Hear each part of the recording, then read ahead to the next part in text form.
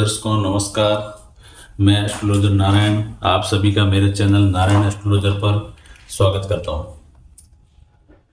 तो दर्शकों सीखने की इसी कड़ी में आज आगे बढ़ते हैं। आज नेक्स्ट लगन की कुंडली की बात करते हैं। धनु लगन की कुंडली। धनु लगन की कुंडली में कौन कौन से पॉसिबल पंच महापुरुष योग बनते हैं उसके बारे में बात करेंगे। इससे पहले धनु से पहले वाली जो भी लगन कुंडलियां थी उनके बारे में बात किया था। आज नेक्स्ट बात करते हैं धनु लगन की कुंडली। तो 9 नंबर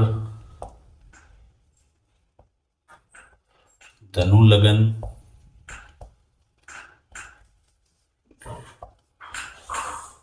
लगन की कुंडली में बनने वाले पंच महापुरुष योग।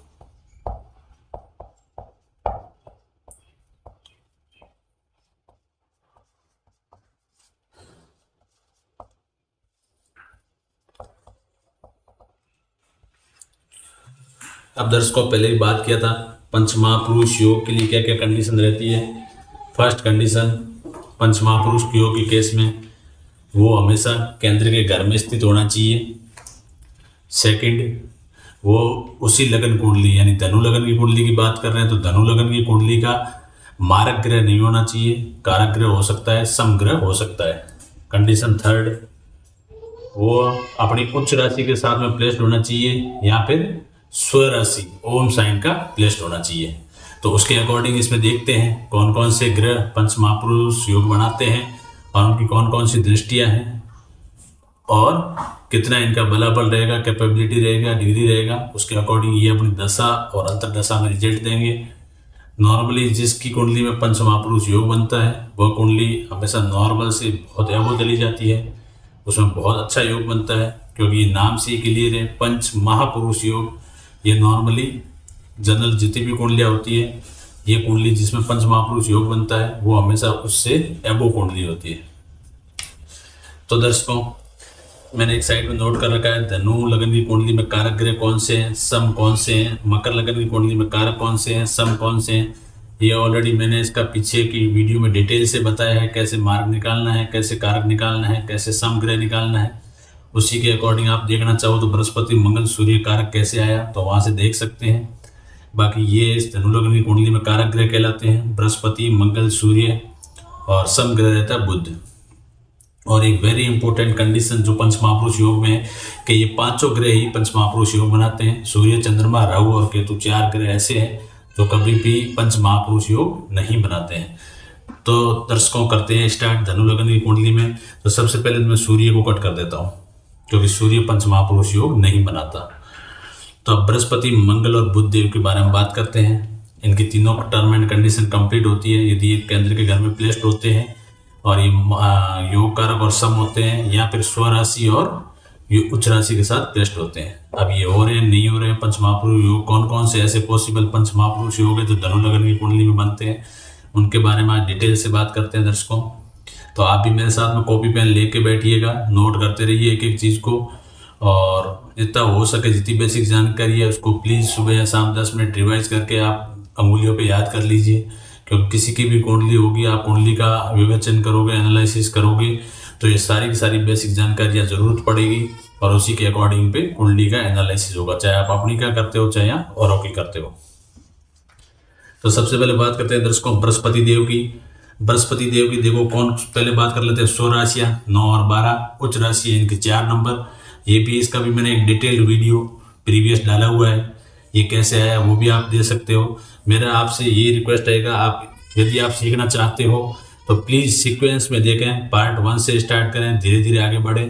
क्योंकि मैं जो बेसिक जानकारियों की पहले नीड होती है उनको फर्स्ट प्रीवियस पार्ट में डाल के फिर उसका एनालिसिस कुंडली में करवाता हूँ। तो उसके अकॉर्डिंग आप मेरे भी साथ में बने रहिए और साथ साथ में प्रीवियस पार्ट भी देख लीजिए तो इससे आपको पता लग जाएगा कि इसमें उच्च ग्रह ये कैसे आए हैं, कारक कैसे आया, सम कैसे आया है और बृहस्पति की कौन कौन सी स्व राशियाँ हैं, कौन सी उच्च राशि है जिसमें ये उच्च के होते हैं। सारा कुछ मैंने प्रीवियस के पार्ट्स में पूरा डिटेल में डाला हुआ है। तो दर्शकों बात कर रहे थे बृहस्पति देव की। बृहस्पति देव की स्वराशियां 9 और 12 नंबर। उससे पहले भी बात कर लें कि ये कुंडली धनु लगन की यदि मान लो कुंडली बोली जाए तो कैसे पता लगेगा धनु लगन की कुंडली है। तो इनके फर्स्ट हाउस लग्नेश में कौन सी राशि रहेगी, 9 नंबर, फिर यहाँ 10, यहाँ 11, यहाँ 12, 1 2 3 4 5 6 7 और 8। अपने को 4 केंद्र के घर देखने हैं। इसमें देखो बृहस्पति देव की 9 और 12 नंबर राशि है, 9 और 12 दोनों आ रखी है। तो क्या क्या कंडीशन बनेगी, एक तो बृहस्पति देव की पंच महापुरुष योग बन सकता है यदि बृहस्पति देव फर्स्ट हाउस में प्लेस्ड हो अपनी स्वयं राशि के साथ में, तो भी पंच महापुरुष योग बन सकता है। एक बृहस्पति देव यदि चौथे घर में प्लेस्ड हो सेंटर के घर में और अपनी ही 12 नंबर राशि के साथ में, तो भी पंच महापुरुष योग बन सकता है। तो दो तो ये कंडीशन बनती है। तीसरी, बृहस्पति देव की उच्च राशि है 4 नंबर, जो 4 नंबर राशि इसमें नहीं आई है, तो उच्च राशि के साथ पंच महापुरुष योग नहीं बनेगा। दो ही केस में बनेगा यदि स्व राशि के साथ में अपनी ही राशि के साथ में ओम साइन के फर्स्ट या फोर्थ हाउस में प्लेस्ड होते हैं, तो किसी की कुंडली में यदि प्लेस्ड होंगे तो ये पंच महापुरुष योग बनाएंगे। बृहस्पति देव यदि ओम साइन के, ओम साइन बोल सकते हो, स्व राशि बोल सकते हो, कौन से, फर्स्ट हाउस व फोर्थ हाउस में, पहले हाउस और फोर्थ हाउस में यदि बृहस्पति देव अपनी राशि के साथ प्लेस्ड होते हैं, किसी की कुंडली मान लो फोर्थ हाउस में प्लेस्ड हो गए, किसी की फर्स्ट हाउस में प्लेस्ड हो गए, तो ये पंच महापुरुष योग बनाएंगे। और इस पंच महापुरुष योग का नाम होगा हंस नाम का पंच महापुरुष योग, हंस नाम का पंच महापुरुष योग। एक दर्शकों ये I term and condition clear हुई। तो बृहस्पति देव का अपन ने देख लिया है। नेक्स्ट बात करते हैं मंगल देव की।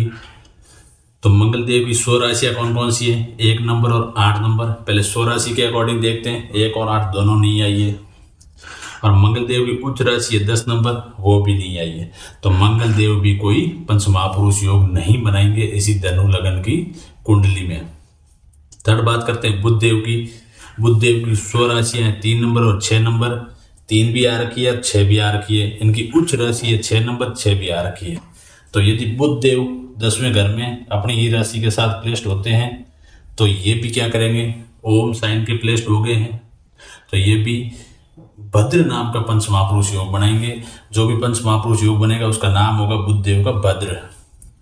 और यदि ये 7वें घर में भी प्लेस्ड होते हैं बुध देव, तो भी क्या करेंगे, भद्र नाम का पंच महापुरुष योग बनाएंगे। यहाँ पे भी बुध देव प्लेस्ड होते हैं तो भी पंच महापुरुष योग बनेगा। तो बुध देव की भी 3 कंडीशन आ गई। 6 नंबर राशि है, खुद की राशि भी है और उच्च राशि भी है। 6 नंबर की राशि में बुध देव हमेशा उच्च के होते हैं। तो दोनों के केस में यदि बुध देव 10वें घर में किसी भी धनु लग्न की कुंडली में प्लेस्ड हो जाते हैं, तो वो हमेशा पंच महापुरुष योग बनाएंगे। उसका नाम होगा भद्र नाम का पंच महापुरुष योग। तो सेकंड कंडीशन यहाँ नोट कर लेते हैं दर्शकों, बुध देव ओम साइन के भी हो सकते हैं और यहाँ क्या हो सकते हैं, अपनी उच्च राशि के भी हो सकते हैं। कौन से घर में, 10वें घर में। तो ये क्या करेंगे, भद्र नाम का पंच महापुरुष योग बनाएंगे। अब इसके एडवांटेज क्या क्या होंगे, क्या क्या फायदा होने वाला है जातक को, वो भी मैं नेक्स्ट बात करता हूँ। और थर्ड कंडीशन क्या बन रही है, यदि बुध देव, इसमें तो ओनली ओम साइन के ही है, अपनी राशि के साथ में है, तो ओम साइन के प्लेस्ड होते हैं कौन से, 7th हाउस में। ये कुंडली में कौन सा घर है, 7वां घर है, क्योंकि वो यहाँ से 1 काउंट होता है, 1 2 3 4 5 6 7, तो 7th हाउस में। तो भी क्या होगा, भद्र नाम का पंच महापुरुष योग दर्शकों बनेगा। तो धनु लग्न की कुंडली में जितने पॉसिबल पंच महापुरुष योग थे वो इतने हैं, आपके सामने हैं। एक तो बृहस्पति देव बना सकते हैं फर्स्ट हाउस या फोर्थ हाउस में, ओम साइन की अपनी स्व राशि के साथ में बैठ जाते हैं, तो हंस नाम का पंच महापुरुष योग बनाते हैं।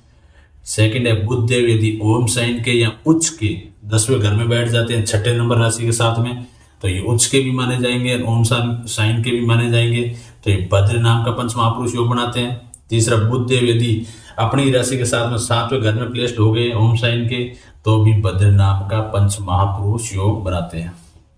ये तो देख लिया दर्शकों, ये पॉसिबल पंच महापुरुष है। अब आप अपने कुंडली में देख सकते हैं इनमें से कौन सा बन रहा है, कोई एक बन रहा है या नहीं बन रहा है, या फिर एक से ज़्यादा बन रहे हैं। अब इसके बाद सेकंड कंडीशन ये रहती है, आपको देखना है डिग्री। जो भी ग्रह पंच महापुरुष योग बना रहा है उसकी उस कुंडली में डिग्री कितनी है।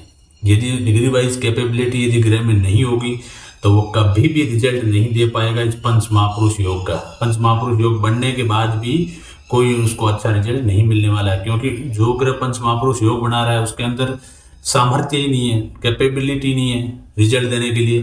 तो उसका सब सेकंड देखना है अपने को डिग्री। डिग्री देख के ही पता किया जा सकता है कि ये पंच महापुरुष योग जातक के लिए फायदेमंद होगा, अच्छा रिजल्ट दे पाएगा या नहीं दे पाएगा।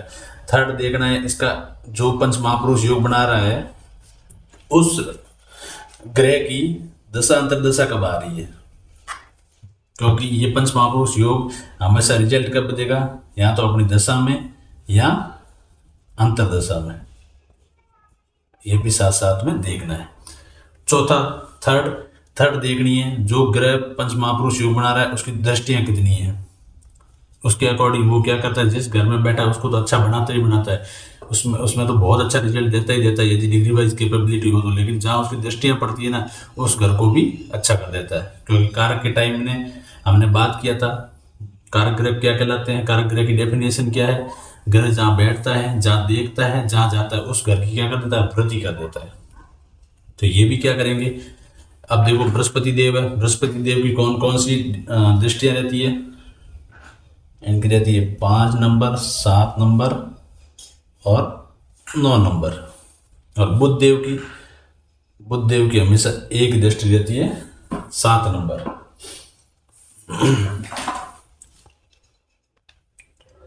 तो दर्शकों इसके बाद दृष्टियों के अकॉर्डिंग बात कर लेते हैं क्या क्या एडवांटेज है पंच महापुरुष योग बनने के बाद ग्रहों का। फर्स्ट बात करते हैं बृहस्पति देव, यदि फर्स्ट हाउस में ओम साइन के बैठे हो अपनी राशि के साथ में, तो ये हमेशा क्या करेंगे, हंस नाम का पंच महापुरुष योग बनाएंगे, जिसके एडवांटेज ये रहेंगे जो भी जातक होगा बृहस्पति देव के अपनी चीज़ों के अकॉर्डिंग होगा। बृहस्पति देव ज्ञान के कारक है, तो बहुत ही ज़्यादा बुद्धिमान होगा, ज्ञानी होगा, और ज्ञान और बुद्धिमान के बल पे वो हमेशा क्या करेगा, अपना जो भी लाइफ में अटकलें या बाधाएं आएगी उनको ज्ञान और बुद्धि के बल पे दूर कर लेगा। तो वो कभी भी अपनी लाइफ में वो कोई भी काम करेगा हमेशा पॉजिटिव रिजल्ट मिलेगा उसको, और कोई काम काज में होगा तो कभी कोई बाधाएं नहीं आएगी, दिक्कत नहीं आएगी, और अपना धन और लाभ कहीं न कहीं से वो कमाता रहेगा। यदि बृहस्पति देव का दृष्टियाँ देखी जाए तो 5 नंबर, 7 नंबर, 9 नंबर यहाँ पे बैठे हैं, तो यहाँ से 1 2 3 4 5 कहाँ पे पड़ रही है, पंचम हाउस में, संतान भाव में। तो क्या होगा, संतान का उसको पूर्ण सुख मिलेगा, संतान रिलेटेड कोई प्रॉब्लम नहीं आएगी। और इस घर के अकॉर्डिंग ये लव रोमांस का भी घर है, तो लव रोमांस में भी उसको बेनिफिट मिलेगा, और लव मैरिज भी करता है तो भी फायदा होगा, और इसको अनसर्टेन गेन भी कहीं न कहीं से जरूर मिलेगा इनकी दशा अंतर्दशा में। और ये क्या करेगा, डिसीजन पावर इसकी बहुत बढ़िया होगी, और हमेशा माइंड क्या रहेगा, थोड़ा माइंड एग्रेसिव रहेगा, लेकिन ये क्या करेगा, डिसीजन पावर, विल पावर इनका बहुत ही अच्छा होगा। इसके बाद इनकी 7वीं दृष्टि की बात करें, 5वीं थी, 6ठी, 7वीं दृष्टि स्पाउस के घर पे पड़ रही है। जातक यदि महिला है तो उसका पति के साथ रिलेशन बहुत अच्छे होंगे, केयर करने वाला होगा, और आपस में रिश्तों में मधुरता बनी रहेगी। सेकंड पॉइंट इस घर के अकॉर्डिंग देखें तो पार्टनरशिप का है, तो किसी भी काम में या बिजनेस में पार्टनरशिप भी करता है तो उसको अच्छा रिजल्ट मिलेगा, कभी भी पार्टनरशिप के अकॉर्डिंग उसके साथ में बुरा नहीं होगा। तीसरी बात करें डेली वेजेज के अकॉर्डिंग, तो डेली वेजेज के भी इनके पास नए नए अच्छे रास्ते मिलेंगे, और अच्छा धन अर्जित करेगा, और अपने काम में सफलता हासिल करेगा, और हमेशा नई ऊंचाइयों की ओर आगे बढ़ेगा। इनकी बात करते हैं 9वीं दृष्टि की, 8 और 9वीं। अकॉर्डिंग टू 9th दृष्टि ये पिता के घर पे पड़ रही है, तो पिता के साथ रिलेशन बहुत अच्छे होंगे, पिता की केयर करने वाला होगा, और पिता उसका हमेशा सपोर्टिव रहेंगे। और भाग्य का घर है, छोटी मोटी विदेश यात्राओं का भी घर है, तो उसमें भी उसको बहुत फायदा मिलेगा। सेकंड बात करते हैं बुध देव की, ओम साइन या उच्च के 10वें घर में यहाँ पे बैठे हैं तो क्या एडवांटेज होने वाले हैं। जातक का हमेशा अपना बिहेवियर या पर्सनैलिटी बुधदेव के अकॉर्डिंग होगी, बुद्धिमान होगा। और इनकी दृष्टियों के अकॉर्डिंग बात करें तो ये बैठे कौन से घर में, 10वें घर कामकाज के घर में बैठे हैं, तो कामकाज में कभी उसको कोई प्रॉब्लम नहीं आएगी। और 10वें घर के अकॉर्डिंग जो जो उसको रिजल्ट मिलने वाले हैं वो हमेशा पॉजिटिव मिलेंगे। वो आप घरों से क्या क्या देखते हैं पीछे का वीडियो देख भी सकते हैं, क्योंकि अभी मैं सारा का सारा घरों से क्या क्या देखते हैं हर चीज़ को यदि एक्सप्लेन करने लगा तो वीडियो बहुत लंबा हो जाएगा। लेकिन आप 10वें घर के अकॉर्डिंग जो जो पॉइंट है उनको आप देखिए, उसमें सब में उसको फायदा होगा। इनकी दृष्टि की बात करें बुधदेव की दृष्टि यहाँ है 7वीं दृष्टि। तो यहाँ से 7वीं दृष्टि पड़ रही है माता के घर पे, जहाँ बैठे हैं वहाँ से 1 काउंट करना है, 1 2 3 4 5 6 7। तो माता के साथ रिलेशन अच्छे होंगे, कामकाज में अच्छे होंगे, सारी सुख सुविधाओं से परिपूर्ण होगा, जनता का सपोर्ट मिलेगा। मतलब 4th हाउस से रिलेटेड जो जो चीज़ मैंने पीछे की बता रखी है कि 4th हाउस से अपन क्या क्या देखते हैं उन सब में उसको पॉजिटिव रिजल्ट मिलेगा, बहुत अच्छा फायदा होगा। सेकंड बात करते हैं यदि बुधदेव 7वें घर में प्लेस्ड हो तो इसके अकॉर्डिंग क्या क्या रिजल्ट मिलेंगे। जातक का नेचर पर्सनैलिटी बुधदेव के अकॉर्डिंग होगी, तो वो आप उसमें देख सकते हो कि बुध ग्रह से क्या क्या देखते हैं, या बुध ग्रह किन चीज़ों का रिप्रेजेंटेटिव है, या कौन सी चीज़ें बुध ग्रह को रिप्रेजेंट करती है। तो उसके अकॉर्डिंग जो जो होगा उसके अकॉर्डिंग जातक की पर्सनैलिटी होगी बुधदेव के अकॉर्डिंग। और ये घर बैठे स्पाउस के घर में 7वें घर में, तो 7वें घर के अकॉर्डिंग सारे अच्छे रिजल्ट देगा। देख सकते हो आप 7वें घर से क्या क्या देखते हैं। यहाँ से 7वीं दृष्टि देकर जातक की खुद के ऊपर पड़ रही है, स्वयं के ऊपर, तो उसकी पर्सनैलिटी बुधदेव की अकॉर्डिंग होगी। तो ये थी दर्शकों धनु लगन की कुंडली में पंचमहापुरुष योग जितने बनने वाले पॉसिबल पंचमहापुरुष योग थे उनके बारे में जानकारी। तो एक बार बता देता हूँ, बृहस्पति देव 1st और 4th हाउस में ओम साइन के बैठते हैं तो अंश नाम का पंचमहापुरुष योग बनता है। यदि बुधदेव 10वें घर में ओम साइन के या इनकी उच्च राशि वही है तो उसके साथ बैठते हैं तो भद्र नाम का पंचमहापुरुष योग बनता है। 3rd बुधदेव यदि अपनी राशि 7 ओम साइन में अपनी राशि के साथ 7वें घर में प्लेस्ड होते हैं किसी की भी जन्म लगन की कुंडली में, तो भी भद्र नाम का पंचमहापुरुष योग बनता है। इसके बाद जो ग्रह पंचमहापुरुष योग बनाता है उसकी डिग्री वाइज कैपेबिलिटी होनी चाहिए, और उसकी दशा और अंतर्दशा में हमेशा इसके अच्छे रिजल्ट मिलेंगे। तो पता होना चाहिए दशा अंतर्दशा कब लगने वाली है, और उसके बाद इसकी दृष्टियाँ देखते हैं कौन सी दृष्टि के अकॉर्डिंग कौन से घर को और ज़्यादा बढ़ा रहा है, तो हमेशा अच्छा रिजल्ट देने वाले हैं। नेक्स्ट दर्शकों अभी बात कर लेते हैं मकर लगन की कुंडली के बारे में। उसमें कौन कौन से पंचमहापुरुष योग ऐसे हैं जो बन रहे हैं उसके बारे में बात करते हैं। आप भी मेरे साथ में कॉपी पेन लेके बैठिएगा और साथ साथ में नोट करते रहिएगा। और यदि आपको उसके बाद भी कोई चीज़ समझ में नहीं आती है तो प्लीज़ आप ट्राई करिए कमेंट करने के लिए, और मैं भी फुल कोशिश करूँगा आपका कमेंट का रिप्लाई करने के लिए। मेरी टीम जिस अकॉर्डिंग मेरे सामने कमेंट आएगा मैं 100% ट्राई करूँगा आपको सेटिस्फाई करने के लिए। अब 9 नंबर लेते हैं मकर लगन की कुंडली। मकर लगन की कुंडली में कौन कौन से पॉसिबल पंचमहापुरुष योग हैं उनके बारे में बात करते हैं। तो कंडीशन वही है पंचमहापुरुष योगों के लिए जो मैं पहले स्टार्टिंग बताई है। ये पहले सबसे पहले ये देखना है मकर लगन में कौन कौन से कारक ग्रह है, कौन कौन से समग्रह, उसके बाद ही उसके अकॉर्डिंग। अब देखो मकर लगन में कारक ग्रह है शनि, शुक्र, बुध और मंगल। तो इसमें सूर्य, चंद्रमा, राहु, केतु कोई भी नहीं है, तो इन चारों में से भी पॉसिबल पंचमहापुरुष योग बन सकता है। उससे पहले बात कर लेते हैं मकर लगन की कुंडली का पता कहाँ से लगेगा। 1st हाउस में 10 नंबर राशि, 11 नंबर, 12 नंबर, 2 3 4 5 6 7 8 और 9। तो केंद्र के घर में कौन कौन सी राशि आती है मकर लगन की कुंडली में। 10 नंबर राशि, 1 नंबर, 4 नंबर और 7 नंबर राशि। तो अभी बात कर लेते हैं सबसे पहले शनिदेव से स्टार्ट करते हैं। शनिदेव की अपनी राशियाँ कौन कौन सी है, 10 और 11 नंबर कोई है, 10 नंबर आई है। यदि शनिदेव 1st हाउस में अपनी राशि के साथ प्लेस्ड होते हैं तो ये पंचमहापुरुष योग बनाएंगे जिसका नाम है ससा नाम का पंचमहापुरुष योग, जो मैंने इधर नोट कर रखा है। 2nd शनिदेव स्वराशि है 11 नंबर, 11 नंबर नहीं आ रही इसमें, और इनकी उच्च राशि है 7 नंबर। तो यदि ये इस 10वें घर में अपनी उच्च राशि के साथ में शनिदेव भी प्लेस्ड होते हैं किसी की कुंडली में तो भी पंचमहापुरुष योग बनता है ससा नाम का। तो ये 2 पंचमहापुरुष योग पॉसिबल है बनने के लिए मकर लगन की कुंडली में। तो शनिदेव की बात कर ली। बात करते हैं शुक्रदेव की। शुक्रदेव की अपनी राशियाँ 2 नंबर और 7 नंबर। 2 नंबर कहीं नहीं आ रही, 7 नंबर यहाँ आ रही। यहाँ पे यदि शुक्रदेव प्लेस्ड होते हैं तो भी पंच महापुरुष योग बनेगा मालव्य नाम का। तीसरी कंडीशन, तीसरा मतलब बनने वाला पंच महापुरुष योग पॉसिबल। और शुक्रदेव की उच्च राशि 12 नंबर नहीं आ रही है, तो बात होगी शुक्रदेव की। तीसरे बुधदेव की स्व राशि है 3 नंबर और 6 नंबर, दोनों नहीं आ रही है। उच्च राशि भी है 6 नंबर, वो भी नहीं आ रही है, तो बुधदेव का कोई भी पंच महापुरुष योग नहीं बनेगा इसमें। लास्ट बात करते हैं समग्रह के बारे में। मंगलदेव की अपनी राशियां 1 नंबर 8 नंबर, तो 8 नंबर तो नहीं आ रही लेकिन 1 नंबर आ रही है। तो मंगलदेव यदि चौथे घर में प्लेस्ड होते हैं किसी मकर लगन की कुंडली में, तो पंच महापुरुष योग बनेगा अपनी राशि के साथ में प्लेस्ड होने की वजह से। और इनकी उच्च राशि है 10 नंबर, तो 10 नंबर भी आ रही है। यदि मंगलदेव फर्स्ट हाउस में भी प्लेस्ड होते हैं अपनी उच्च राशि के साथ में, तो भी पंच महापुरुष योग बनेगा। तो दर्शकों, मैं अभी तक बात किसकी कर रहा हूँ? ओनली योगों की कर रहा हूँ, कौन कौन से योग बन सकते हैं। तो आप योगों को साथ साथ याद करते रहिए। उसके बाद में एक एक ग्रह को एक एक घर में प्लेस्ड करके बताऊंगा कि यदि ये यहाँ प्लेस्ड होता है तो कैसा रिजल्ट देने के लिए बाध्य होता है, अच्छा रिजल्ट के लिए या बुरा रिजल्ट के लिए। उसके बाद अपन शुरू करेंगे कुंडली के एनालिसिस, जिसमें क्या क्या साथ में लेके बैठेंगे। योग अपने को सारा पता होगा क्योंकि सारे के सारे योग डिस्कस कर लेंगे। उसके बाद ग्रह वाइज प्लेसमेंट के अकॉर्डिंग देख लेंगे। यदि ग्रह इस घर में प्लेस्ड होता है तो कैसा रिजल्ट देगा, यदि ग्रह इस घर में प्लेस्ड होता है तो कैसा रिजल्ट देगा। सारे घरों के अकॉर्डिंग सारे ग्रहों की बात करेंगे, ग्रह प्लेस्ड के बेस पे रिजल्ट।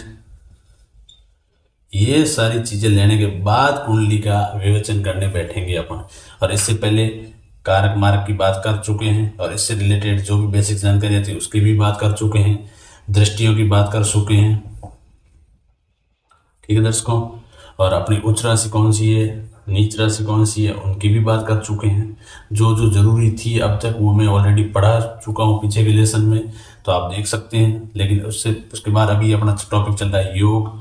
इसके साथ साथ अपनी युतियाँ भी देखेंगे। यदि 2 ग्रह की कोई युतियाँ बनती है तो कैसा रिजल्ट रहता है, या कोई भी थ्योरी एप्लीकेबल होती है तो वो कैसे होती है। इन सब की मैं बात अभी करूंगा। योग के साथ साथ योग, फिर युतियाँ, फिर थ्योरियाँ। उसके बाद हर ग्रह की प्लेस देखेंगे, प्लेसमेंट कैसी है, कहाँ प्लेस्ड होता है, कैसा रिजल्ट। उसके बाद शुरू करेंगे एनालिसिस। ठीक है दर्शकों, उसके बाद इनकी रेमेडी करेंगे, रतन देखेंगे। इसके हिसाब से धीरे धीरे आगे बढ़ेंगे।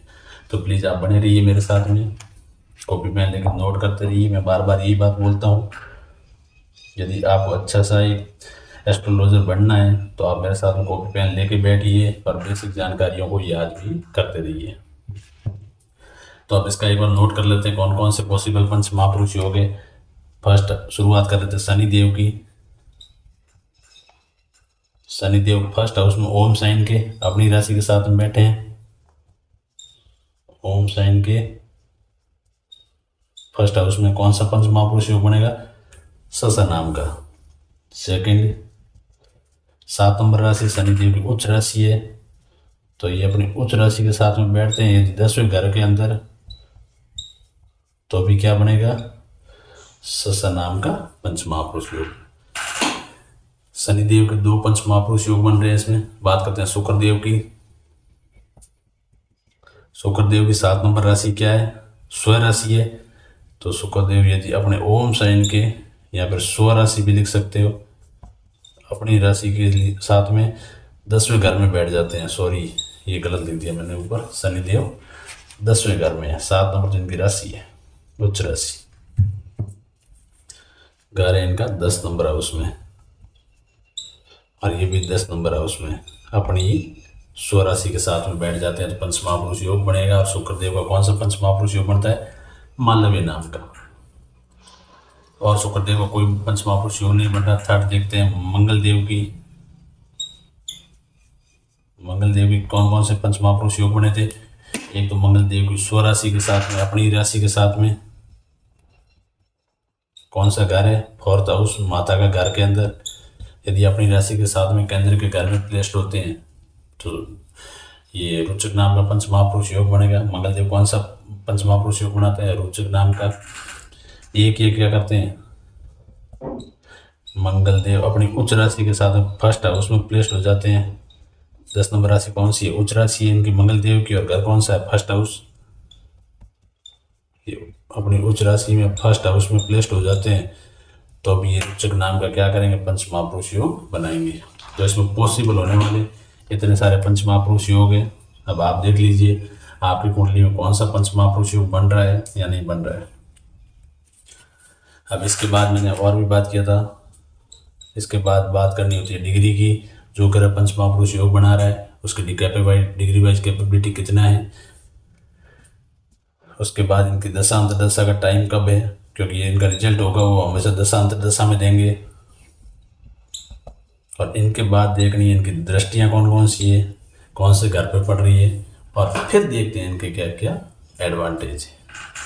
बात करते हैं शनिदेव की। शनिदेव की कौन कौन सी दृष्टियाँ हैं पता ही होगा आपको। मैं पहले दृष्टियों का मैं पहले भी आपको क्लियर कर चुका हूँ। दृष्टियों का आपको पीछे के वीडियो में भी आप देख सकते हो कौन कौन सी अपनी दृष्टियाँ। तो शनिदेव की कौन कौन सी दृष्टियाँ हैं मैं यहाँ नोट कर देता हूँ साथ में। 3 नंबर, 7 नंबर और 10 नंबर। शनिदेव की 3 सात, शुक्र देव की तो आपको पता ही ओनली एक दृष्टि है 7 नंबर, और मंगल देव की है 4 नंबर, 7 नंबर और 8 नंबर। और ये 7th दृष्टि हर ग्रह की होती है। किन्हीं ग्रह की दो या दो से अधिक दृष्टियाँ होती है, किन्हीं ग्रह की एक दृष्टि होती है, लेकिन 7th दृष्टि सारे ग्रहों की होती है। जिसकी एक है उनकी 7th ही होगी। तो इतना सारा देखने के बाद इनके एडवांटेज के बारे में बात कर लेते हैं थोड़ा डिस्कस। शनिदेव का है, शनिदेव यदि फर्स्ट ही हाउस में ये होम साइन के बैठे हैं क्या रिजल्ट मिलेगा, जातक का बिहेवियर पर्सनैलिटी कैसा होगा शनिदेव के अकॉर्डिंग होगा। आप देख सकते हैं शनिदेव में कौन कौन से मैंने पॉइंट लिखवाए थे। सबसे इम्पोर्टेंट एक ही है जो है न्याय प्रिय। शनिदेव है वो न्याय की देवता है, तो जातक भी हमेशा न्याय प्रिय होगा। गलत को गलत और सही को सही बताने वाला जातक होगा। अब इनकी प्लेसमेंट के अकॉर्डिंग फर्स्ट हाउस से देखें तो उसके अकॉर्डिंग उसकी पर्सनैलिटी होगी। और शनिदेव की दृष्टियों की बात करें 3, 7, 10, 1, 2, 3 इस घर पे पड़ रही है। छोटे भाई बहन का घर है तो उसके अकॉर्डिंग क्या होगा, उस घर के अकॉर्डिंग जो जो रिजल्ट होंगे वो उसमें सब में अच्छा रिजल्ट देगा। और कोई बाधा या अटकल बीच में आती है तो वो अपना दूर कर लेगा। कभी भी उसको ज़्यादा प्रॉब्लम नहीं आएगी क्योंकि उसकी कुंडली में ससा नाम का पंच महापुरुष योग बन रहा है। उसके बाद यदि 7th दृष्टि की बात करें 4, 5, 6, 7 अपने पत्नी के घर पे पड़ रही है, बहुत अच्छा होगा। लेकिन शनिदेव जो ओम साइन के फर्स्ट हाउस में बना रहे हैं, थोड़ा उसका ध्यान रखिए दर्शकों। वो न्याय प्रिय होगा लेकिन उसका थोड़ा सा इंप्रेशन डार्क हो सकता है कलर वाइज, लेकिन वो कभी भी गलत को सही, सही को गलत कभी नहीं बोलेगा। हमेशा न्याय की बात करेगा, सच को सच और झूठ को झूठ बताने का प्रयास करेगा और हमेशा वो उसके अकॉर्डिंग ही आगे बढ़ेगा। लेकिन न्याय के मामले में कभी भी वो झूठ नहीं बोलेगा। इस टाइप के जातक की पर्सनैलिटी होगी यदि ससा नाम का पंच महापुरुष योग बनता है। तो बात 10th दृष्टि की करते हैं। 7th है, 8, 9, 10th 10वीं दृष्टि इनकी कामकाज पे पड़ रही है तो अभी बहुत अच्छा होगा, कामकाज अच्छा चलेगा। कामकाज में कभी कोई इनको दिक्कत नहीं आएगी और कामकाज में परेशानी नहीं होगी। तो ये 10वें घर के अकॉर्डिंग जो जो पॉजिटिव रिजल्ट होंगे बहुत अच्छा रिजल्ट देंगे इस जातक को। यदि शनिदेव उच्च राशि के साथ 10वें घर में बैठ जाते हैं तो क्या क्या फायदे होने वाले हैं। पर्सनैलिटी मैंने बता दिया शनिदेव के अकॉर्डिंग होगी, न्याय प्रिय होगा और थोड़ा कलर वाइज इंप्रेशन डार्क हो सकता है लेकिन वो जातक हमेशा न्याय प्रिय होगा। ये 10वें घर में प्लेस्ड है तो इनकी 10वें घर के अकॉर्डिंग जितने भी पॉइंट होंगे उसके अकॉर्डिंग सारे के सारे पॉजिटिव रिजल्ट देगा। कामकाज का नॉर्मली घर है, प्रोफेशन का घर है, बहुत ज़्यादा फायदा होगा इनको उनकी दशा और अंतर्दशा में। यहाँ से इनकी दृष्टियों की बात करें 1, 2, 3 तीसरी दृष्टि 12वें घर पे पड़ रही है तो 12वें घर में भी क्या होगा, विदेश में सेटलमेंट हो सकता है और विदेश से इंपोर्ट एक्सपोर्ट करके अच्छा पैसा अर्जित कर लेगा। और जेल यात्रा संबंधित उसमें उसके रिजल्ट में कमी आएगी और उस टाइप की उनकी चीज़ों को भुगतना नहीं पड़ेगा। यदि ऐसा कुछ होता भी है तो भी वो उसमें सामना करके उनसे बाहर निकल जाएगा। उसमें कभी भी उसको जाता कोई ज़्यादा प्रॉब्लम नहीं आएगी क्योंकि इसमें पंच महापुरुष योग बन रहा है शनिदेव का। इनके अकॉर्डिंग 7वीं दृष्टि की बात करें 2, 3, 4, 5, 6, 7 माता के घर पे पड़ रही है 4th हाउस में।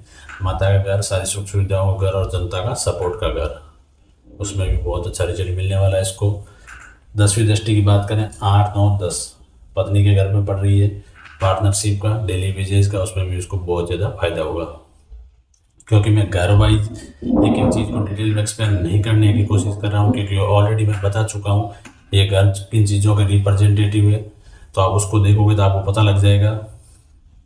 यदि शनिदेव की 10वीं दृष्टि इस घर में पड़ रही है तो क्या फायदा होने वाला, तो ये घर किस चीज़ का रिप्रेजेंटेटिव है, उसके अकॉर्डिंग सारी चीज़ों को फायदे में ले आएगा।